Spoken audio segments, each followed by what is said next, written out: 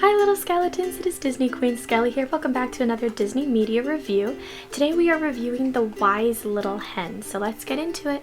IMDb rating 7 out of 10 stars. Plot summary 1. Join Donald Duck in his debut in this classic animated short. Donald and Peter Pig refuse to help the wise little hen plant her corn or harvest it, but they are plenty anxious to help eat it. The hen is looking for someone to help her plant her corn. Peter Pig and Donald Duck both feign belly aches to get out of the chore, so with help from her chicks, she plants it herself. Harvest time comes. Again, Peter and Donald claim belly aches. She cooks up a variety of corn dishes and heads over to Peter and Donald, but before she can open her mouth, they already have their belly aches. So when she asks, they are miraculously cured, but all she gives them is castor oil for their belly aches. Join Donald Duck in his debut in the classic animated short The Wise Little Hen. Oh, this is also plot summary 3. The last one was plot summary 2. Join Donald Duck in his debut in the classic animated short The Wise Little Hen. The little hen is planting corn and would like to have help from Peter Pig and Donald Duck, but they refuse, stating that they each have a tummy ache. When it comes time to harvest the corn, Peter Pig and Donald Duck still refuse to help the hen, so she and her chicks do the harvest by themselves. Finally, the hen cooks the corn and offers some to Donald and Peter Pig, but when they look more carefully, they discover a surprise. So guys, for the first time in DQS reviewing Disney Media Reviews history, I actually gave this a higher rating than the IMDb score. I actually gave it an 8 out of 10. It was so cute. I gave it 8 out of 10 skulls. It was so cute. It was amazing to watch. One of the best shorts I've actually watched, in my opinion. So let's get into the review itself. So this has nothing to do with the actual short itself. This has nothing to do with the plot detail or anything. I just thought that the background for the title card looked like tinfoil. Just my opinion.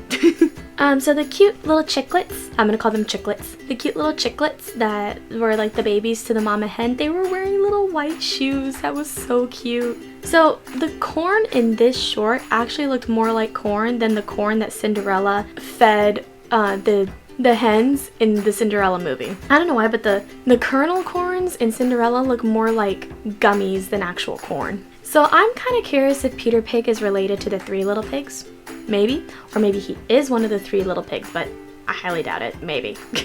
Oh yeah, so every time either Donald or Peter Pig would see the hen, there would play a rhythm of shave and a haircut, 2 pence. I thought that was cool. So the cool thing is, in this short, Donald Duck, Peter Pig, and Mama Hen actually sounded like animals.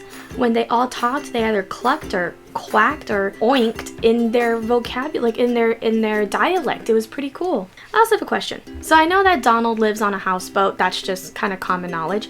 Why does the pig live in a shack versus Mama Hen living in a really nice house? Just a question. So when they both have the tummy ache that I talked to you guys about, they're going, oh my tummy, oh my tummy. And I'm over here like my dramatic ass calling out of work.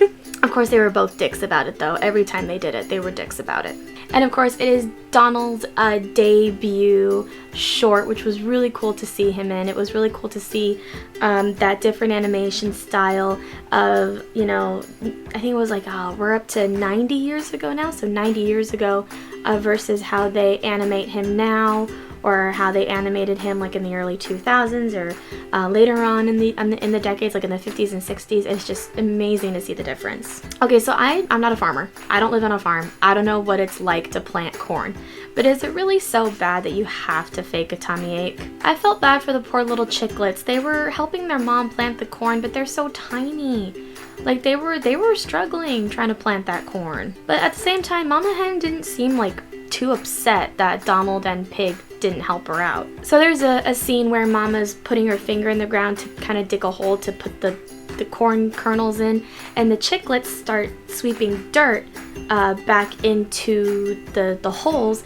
And it's cute because it kind of reminds me of the scene in Snow White when they're cleaning up the house and the animals start sweeping the dust under the rug. I thought that was adorable. And the chicklets use so many creative ways to help the mom with planting the seeds. So they used a horseshoe, they used a can, and they poked holes in it to water the plants. It was pretty cool. So when the corn starts sprouting, the first time they sprout, those little stalks look like asparagus.